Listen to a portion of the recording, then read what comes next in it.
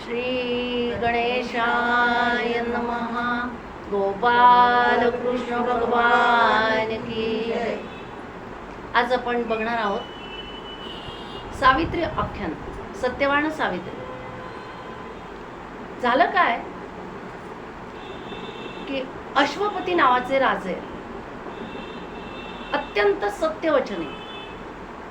बरं, ते स्वतः सत्यवचनी आहेत असं म्हणून नाही आहे, तर प्रत्यक्षामध्ये त्यांची पत्नी सुद्धा त्याच पद्धतीने.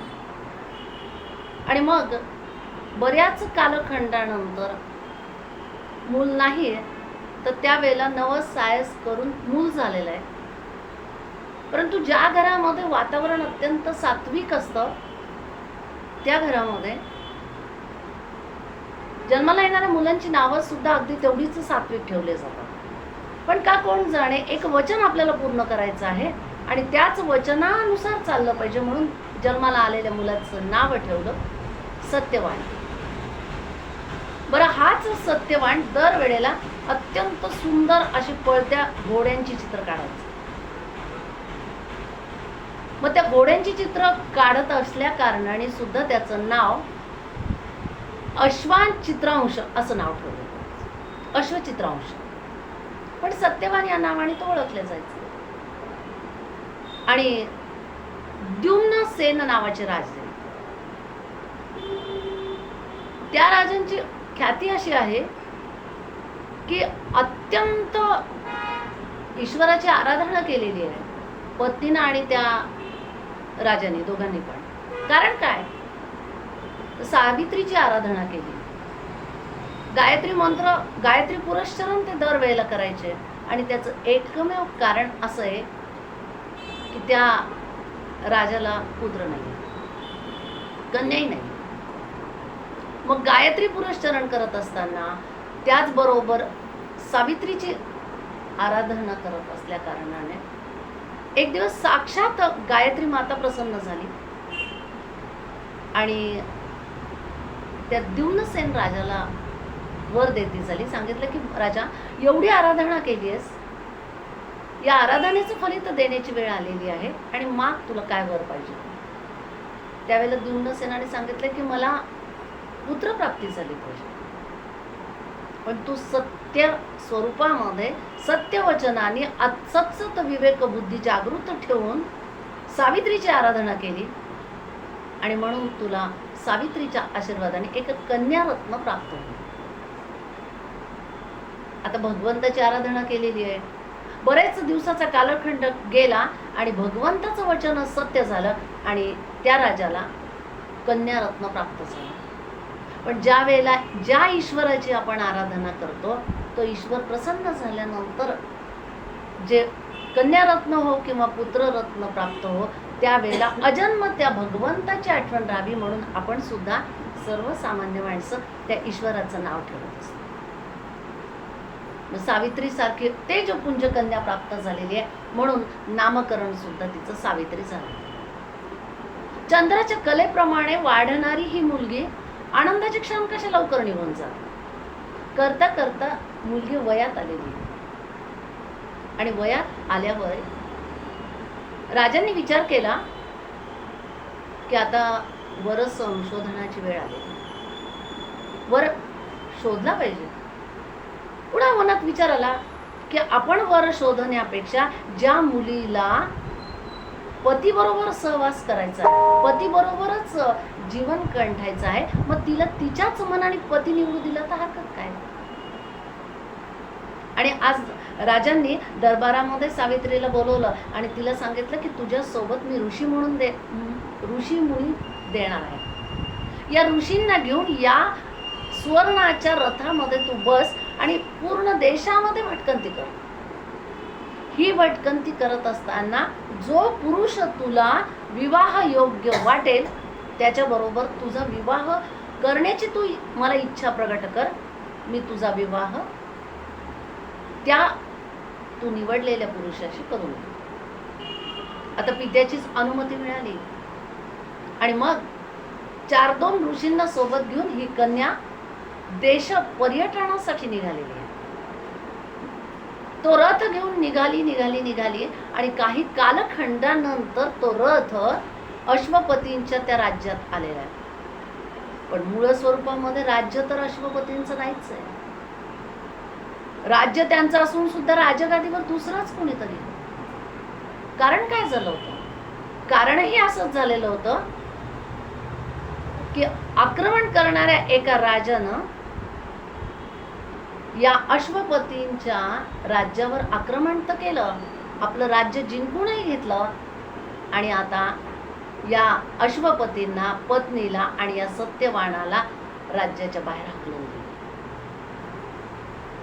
बरं, राज्याच्या बाहेर नुसतेच आले का?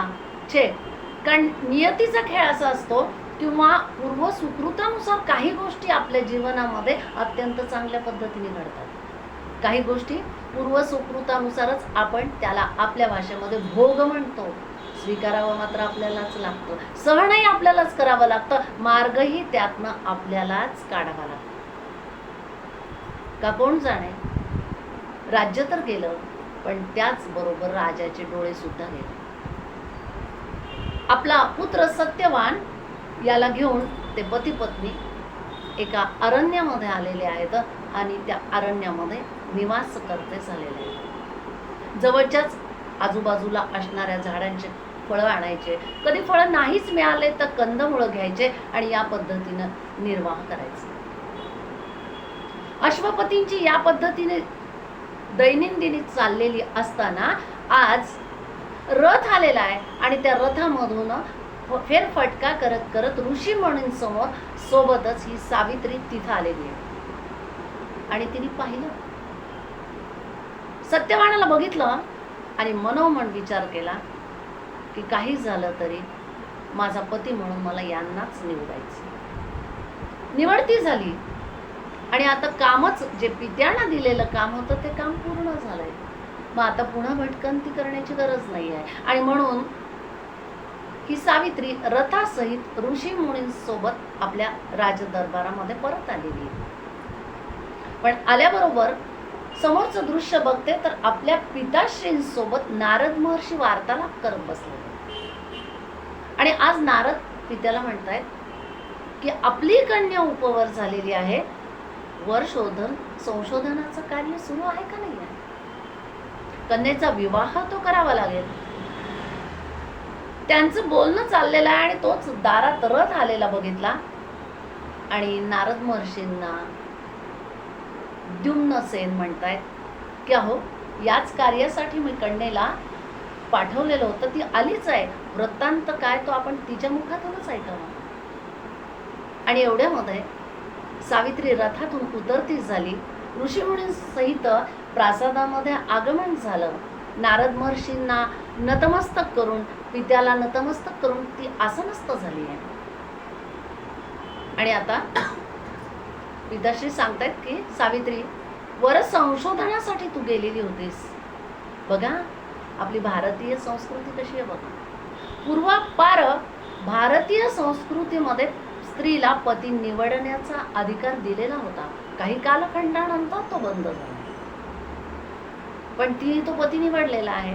आणि पिताश्रींनी सांगितलं, नारद महर्षींना तू निवडलेल्या पतींबद्दल सांग ना, आम्हाला सुद्धा तो वार्तालाप कळू देत. त्यावेळेला आपल्या पित्याला सांगत असताना, नारद महर्षींना सांगत असताना सावित्री बोलती झालेली आहे की द्युम्नसेनाचे पुत्र सत्यवान यांची पती म्हणून मी निवड केलेली आहे. पती म्हणून निवड केल्याबरोबर नारद जरा शांत दिसतायत. पिता विचारते झाले, का नारदजी, चूक झाली का काही? पती निवडण्यात चूक झाली? नारद महर्षी म्हणतात, नाही छे, तो अत्यंत तेजपुंज असा पुत्र आहे. मग तो अत्यंत शूर आहे. तो अश्वपतीचा पुत्र, त्याला नाव ठेवण्यासारखी कुठलीच जागा नाही आहे. तो शूर आहे, लढवय्या आहे, तो सत्यवचनी आहे. अश्वांचं चित्र काढण्यामध्ये तो तरबेज आहे. युद्ध प्रसंग आला तर युद्ध प्रसंगामध्ये तो अत्यंत उच्च प्रतीचं कार्य करण्यासारखा. एवढं सगळं तुम्ही चांगले गुण सांगताय, तरी देखील आपल्या चेहऱ्यावर आनंद तो दिसत नाही. नारद महर्षी म्हणतात हे सगळं आहे, परंतु एक दोष आहे. दोष तो काय? आपणच आता सांगत होतात की दोष सांगण्यासारखं सुद्धा त्या सत्यवाणात काही नाही, आणि मग दोष तो कुठला? तो विचारत असताना नारद महर्षी म्हणतात थांबा, सांगतोय मी. आजपासून, विवाहापासून 1 वर्षानंतर या सत्यवाणाचा मृत्यू होणार. तेव्हा लक्षात घ्या की कन्येला दिलेला आहे आणि 1 वर्षातच त्या पुत्राचा, जो जावई म्हणून तुम्ही निवडलेला आहे, त्याचा मृत्यू होणार आहे. छे छे छे, हे होणे शक्य नाही आहे. तेव्हा नारद महर्षी म्हणतात बघा, आपल्या कन्येला सांगू, एक वेळ आता तर तिने निवडलेला पती पुन्हा एकदा फेरफटका कर आणि दुसरा पती निवड म्हणून तिला सांगा. आपल्या पिताश्रींचा आणि नारद महर्षींचा चाललेला संवाद सावित्रीने ऐकला आणि दुसऱ्याच क्षणाला ती सांगती झाली आहे, पिताश्री, स्त्रीने एकदाच पती निवडायचा असतो. मी अंतर्मनातून सत्यवाणाला पती म्हणून निवडलेला आहे, तेव्हा दुसऱ्यांदा फेरफटका होणे नाही. काही झालं तरी, नारद महर्षींनी सांगितलं तरी देखील मी माझा पती म्हणून सत्यवाणाचीच निवड केली. तिचं ते उत्तर नारद महर्षींनी ऐकलं आणि नारद महर्षी पिताश्रींना सांगतायत की अत्यंत दृढ निश्चयी असणारी आपली कन्या स्थिर बुद्धीची आहे. कारण स्त्रियांमध्ये स्थिर बुद्धी अत्यंत महत्वाची आहे. एका स्थिर बुद्धीनं निर्णय घेतलेला असेल तर तो निर्णय ठाम असतो, तो कुणाच्याही विचाराने दोलायमान होणारा असणार नाही. आता कन्येनंच निवड केली म्हटल्यानंतर दुसऱ्याच दिवशी पिताश्री रथ घेऊन निघालेले आहेत आणि 4-2 सैनिकांना सोबत घेतलेला आहे, ऋषीमुनींना सोबत घेतलेला आहे आणि तो करता करता रथ अश्वपतींकडे आलेला आहे. आल्याबरोबर अश्वपतींनी अंध असताना सुद्धा पत्नीचं सहकार्य घेतलं, इतरांचं सहकार्य घेतलं आणि आलेल्यांचं आदरातिथ्य करायचं म्हणून द्युम्नसेनाचं आदरातिथ्य केलं आणि अत्यंत विनम्र अशा वाणीनं ते विचारतायत, बोला राजे, कारण काय आमच्याकडे येण्याचं? स्वागत असो, पण वार्तालाप तो झालाच पाहिजे. अश्वपतींना उत्तर देत असताना द्युम्नसेन सांगतायत की माझ्या कन्येनं आपल्या पुत्राची पती म्हणून निवड केलेली आहे आणि माझ्या कन्येला आपल्या पदरात घ्या.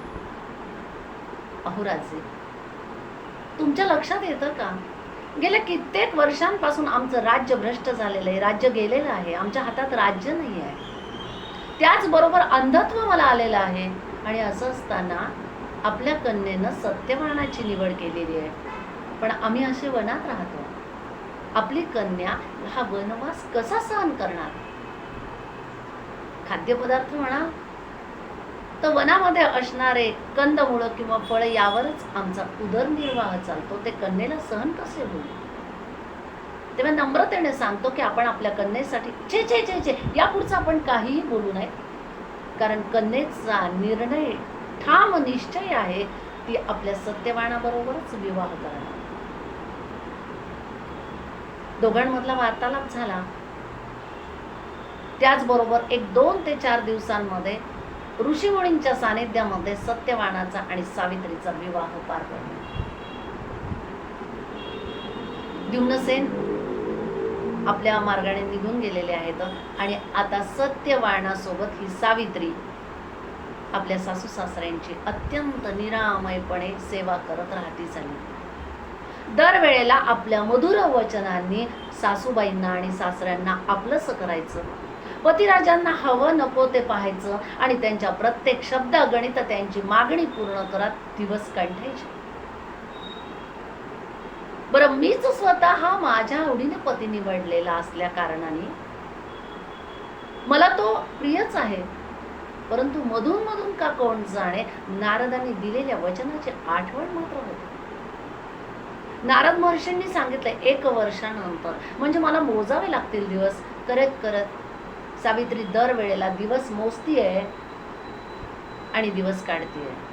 करता करता 1 वर्षाचा कालखंड संपत येण्याची वेळ आलेली आहे आणि आज सावित्रीने बघितलं, आजपासून 3 दिवसानंतर नारद महर्षींनी सांगितलंय त्याप्रमाणे माझ्या पतिराजांचा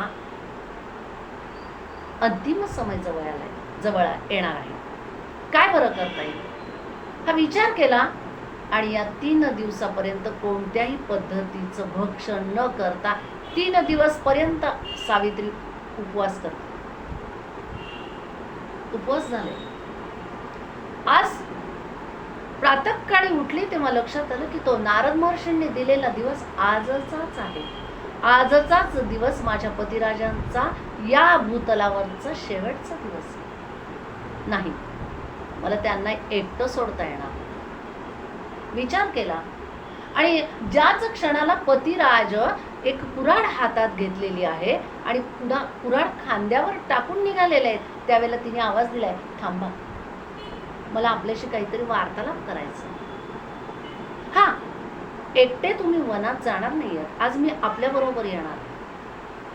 हा काय प्रकार आहे? तुला वनामधला रस्ता माहिती नाहीये आणि त्या काट्याकुट्यांमधून येणं तुला जमणार नाहीये. छे, नाही म्हणू नका. फक्त मला श्वशुरांची आणि सासूबाईंची तेवढी परवानगी घ्यायची आहे. एवढा वार्तालाप पतिराजांबरोबर केला आणि आता सावित्री आतल्या भागामध्ये आलेली आहे.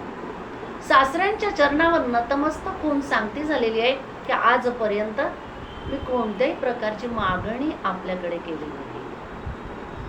हो कने, अगं तुझ्यासारखी मधुर आणि मितभाषी स्नुषा आम्हाला मिळालेली आहे, यापेक्षा तो कोणता आनंद पाहिजे?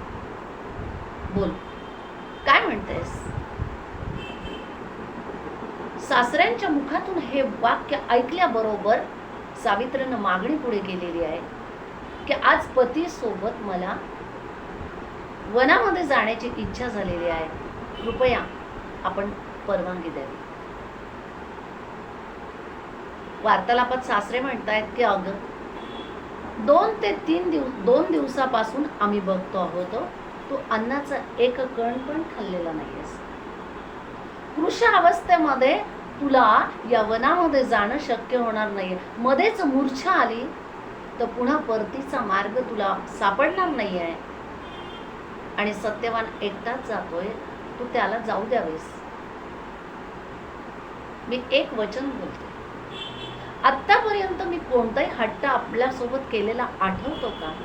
छे, असं नाहीये, केलेलाच नाहीये. मग आजची माझी मागणी आपण पूर्ण करावी एवढी माझी आपल्या दोघांच्याही चरणावर नतमस्तक होऊन विनंती आहे. एवढी मधुर भाषेने, एवढी अत्यंत मितभाषीने, नम्रतेनं वचन बोलणारी स्नुषा बोलती म्हटल्यावर कोण नाही म्हणणार आहे. आणि त्या अंध अवस्थेमध्ये हातानेच इशारा करून सासरे बुवांनी जाण्याची परवानगी दिली. आता पती सोबत सावित्री वनामध्ये आलेली आहे. वनात आलेली आहे. कोणत्या बरोबर झाडाखाली बसायचा विचार केला आणि आपल्या सगळ्या महिलांना माहिती आहे ते झाड आहे वट सावित्रीचं. वटवृक्षाखाली ती बसलेली आहे. ते बसले त्यावेळेला त्या समोरच्या झाडाची फळं आणायची असा विचार केला आणि सावित्री भक्ती झालेली आहे की तो क्षण आता जवळ येणार आहे. आज दिवसभरामध्ये फक्त नारद महर्षीच आठवत आहे.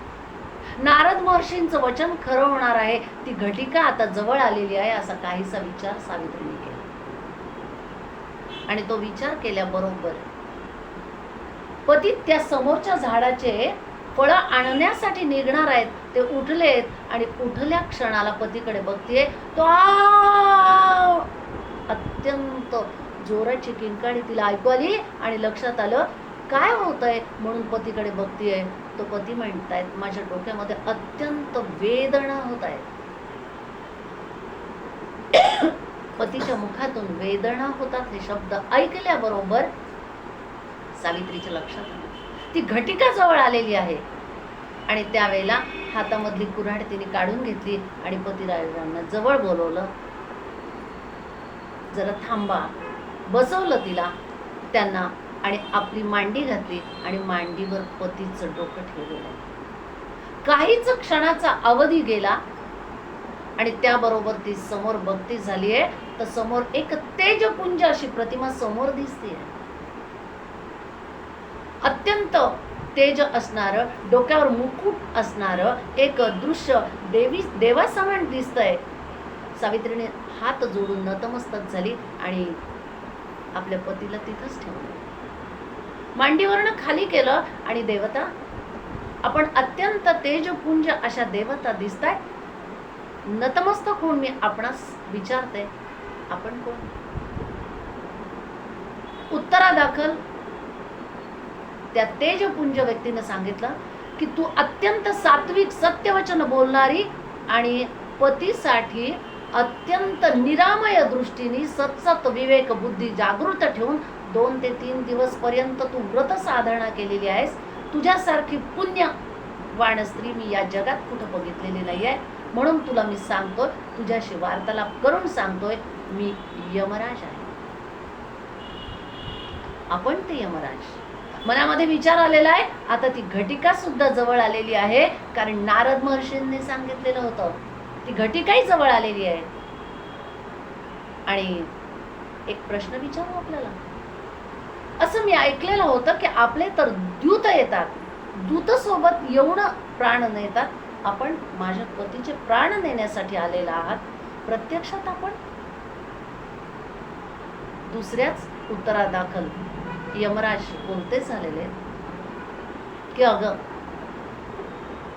हा सत्यवान, अत्यंत सत्य बोलणारा, सत्यवचनी असणाऱ्यांचा पुत्र आहे.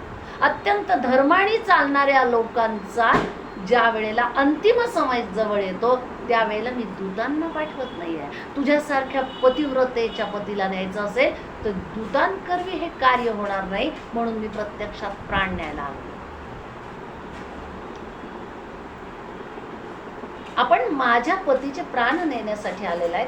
सर्वप्रथम मी आपलं दर्शन घेते असं म्हणून सावित्री 4 पावलं पुढे गेलेली.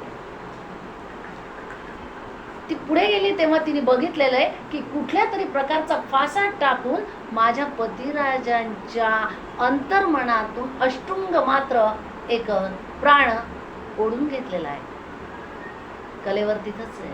आता प्राण त्यांच्या सोबत आहे. आणि मी आपल्याला नतमस्तक होऊन सांगते की खरोखरच जर तुम्ही मला पतिव्रता म्हणत असाल, पातिव्रत्याच्या जोरावर तुम्ही एवढं म्हणत असाल तर आम्ही खरंच पुण्यवान आहोत का कोण जाणे.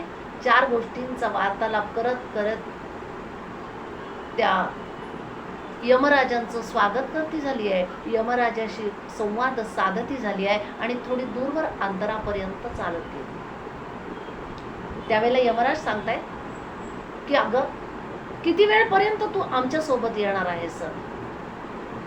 मला एक सांगा, तुम्ही माझ्या पतीचे प्राण नेत आहात, मग माझ्यासाठी प्रिय कोण आहे? माझ्यासाठी माझे फक्त पती प्रिय आहेत.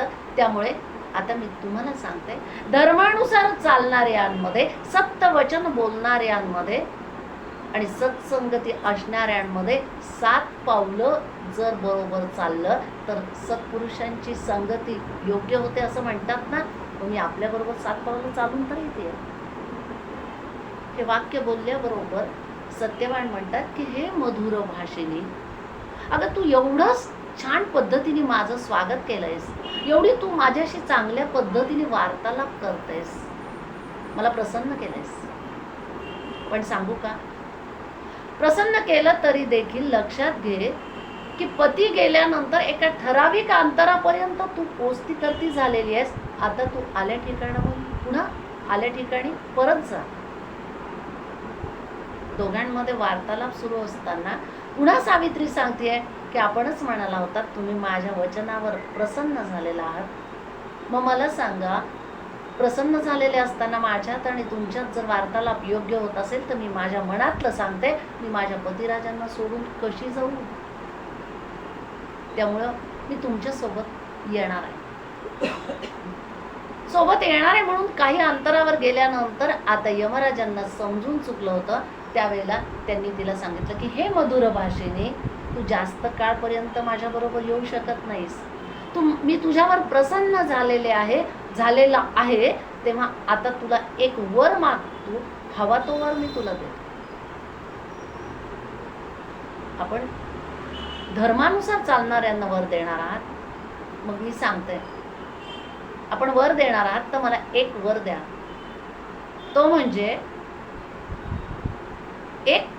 अगं एक पेक्षा तू 2 वर मागितले तरी देते. कारण आता यमराजांनी विचार केलेला आहे की या पातिव्रत्यापासून मला सुटका करून या सत्यवानाचा प्राण न्यायचा आहे. एक पेक्षा हिला 2 वर माग म्हटलं तरी हरकत नाही आहे. हिच्यापासून मला सुटका पाहिजे.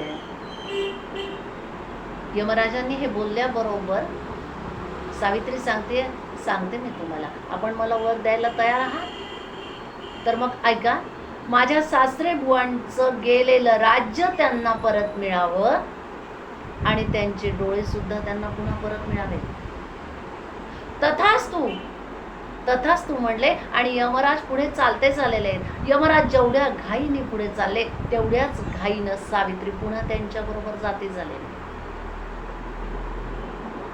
ती काही अंतरावर गेल्यानंतर पुन्हा सत्यवानाचा प्राण घेऊन जात असताना यमराजाने बघितलं, अजून तू गेलेली नाहीयेस, हिच्यापासून सुटका पाहिजे. काही अंतरावर गेलेले आहेत आणि काही अंतरावर गेल्यानंतर पुन्हा वार्तालाप सुरू झालेला आहे.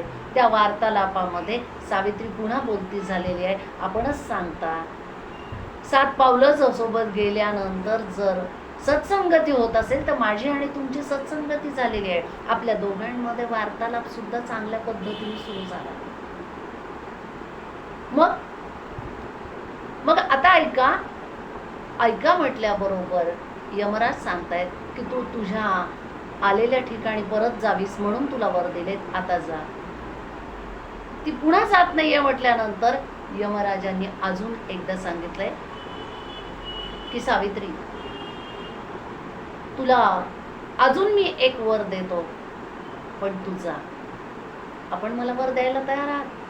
तर ठीक आहे, मला आता एक वर द्या. यमराजांनी विचार केला की हा वर दिल्यानंतर आपली सुटका नक्कीच होणार आहे. माग, तुला काय वर मागायचं आहे? त्यावेळेला काही अंतरावर पुन्हा पुढे गेल्यानंतर सावित्री वर मागती झालेली आहे की हे यमराजा, आपण माझ्यावर प्रसन्न झालेला आहात. एक वर एवढा द्या की माझ्या पित्याला, मी एकटीच कन्या आहे, पुत्र नाही आहे, त्यांना 100 पुत्र व्हावे. तथास्तु म्हणून वर दिलेला आहे. आता यमराजांनी विचार केला, हरकत नाही, हेही दिलं तरी हरकत नाही, कारण सत्यवानाचा प्राण मला न्यायचा आहे. काही अंतरावर पुढे गेलेले आहेत आणि पुढे गेल्यानंतर पुन्हा यमराज बघतायत, अगं तुला किती वेळ सांगितलेलं आहे, तू आल्या पावली परत जा. कारण ज्या ठिकाणापर्यंत पतीला पोस्त करायचंय त्या ठिकाणापर्यंत तू पोस्त करती झाली आहेस. आता पुन्हा परत जा. ती पुन्हा परत जात नाही. पुन्हा धर्माचे वचन बोलणं चाललेलं आहे, मधुर भाषण सुरू आहे आणि या मधुर भाषिणीला अगदी क्रूरतेनं बोलण्याची हिंमत सुद्धा आता यमराजाची होत नाही. कारण यमराजांना लक्षात आलेले की या सात्विक पातिव्रत्याच्या तेजावर हिने मलाच जिंकलंय, ही मला सोडायलाच तयार नाही, हिच्यापासून मला सुटका पाहिजे. 3 वर मागून झालेले आहे. काही अंतरावर गेल्यावर आता सत्यवान सांगताय की अगं मी विनंती करून तुला सांगतो की तुला वर दिलेले आहेत, पाहिजे तर अजून एक वर तू माझ्याकडून मागून घे, पण मला जाऊ दे, माझं कार्य करायचं आहे. काही अंतरावर गेल्यावर सावित्रीनं पुन्हा यमराजांसोबत नतमस्तक होऊन वर मागितलाय की आपण म्हणताच आहात मला वर माग, तर मी मागते, मला 100 पुत्रांची प्राप्ती व्हावी. तथास्तु. आणि तथास्तु म्हटल्या बरोबर सावित्री सांगते, यमराज आता तुमचं बोलणं थांबवा, आता मी बोलते ते ऐका. तुमच्याच मुखातून मला 100 पुत्रांची प्राप्ती व्हावी हा वर दिलाय. मला सांगा, एक स्त्री पतीविना पुत्राची प्राप्ती कशी करू शकेल? आता यमराजांच्या लक्षात आलं की अत्यंत तेजपुंज असणाऱ्या पातिव्रत्याच्या जोरावर भगवंताची आराधना करणाऱ्यांना एक शक्ती प्राप्त होती. त्या शक्तीच्या प्राप्ततेनं हिनं सत्सत विवेक बुद्धीनं माझ्याकडे बोलताना मलाच जिंकलंय. आणि आता पुत्रप्राप्तीसाठीचा जर मी वर दिलेला आहे तर हिच्या पतीला मला नेता येणार नाही आहे, आणि 5व्याच वरामध्ये हा तुझा पती तुझ्याच पद्धतीने परत ने, असं म्हणून यमराजाने पतीचा प्राण वापस दिला. तो परत पतीचा प्राण परत वापस मिळाल्यानंतर पुन्हा मागच्या पावली पसरलेली परत आलेली सावित्री आता या वृक्षाखाली आलेली आहे. इथं बघते तो कितीतरी वेळपर्यंत निपचित पडलेले पतिराज अगदीच झोपेतून उठल्यागत एकदम उठले, आणि उठल्यानंतर ते सावित्रीला म्हणतात, अगं किती वेळपर्यंत झोप लागली होती, आणि सांगू का, झोप लागलेली असताना एक पुरुष मला न्यायला आला होता, कुठे आहे तो, दिसत नाही. त्यावेळेला आता तुम्ही थोडे शांत राहा, हा वार्तालाप मी पुन्हा तुमच्याशी करेल. पतीशी बोलती झाली, आणि आता पतिराजांना आठवतंय. ते म्हणतायत, अगं सावित्री, अत्यंत मधुर भाषिणी तुला सांगितलं होतं माझ्या बरोबर वनात येऊ नकोस म्हणून, पण तू आलीस. कितीतरी वेळपर्यंत मलाही कोण जाणे काय झालं होतं. डोक्यामध्ये एक भयंकर कळ आली होती, आणि त्या कळेतच मी झोपी गेलो. पण तुला सांगू का, मला जास्त काळजी वाटते ते माझ्या आईबाबांची. कारण दरवेळेला अंध असणारे माझे पिता आणि माझी माता मला दरवेळेस सांगतात की बाळा, तू आम्हाला सोडून गेलास तर आमचं कसं होईल, आणि माझ्याशिवाय त्यांना राहवत नाही. आणि आता तर भयंकर रात्र झालेली आहे.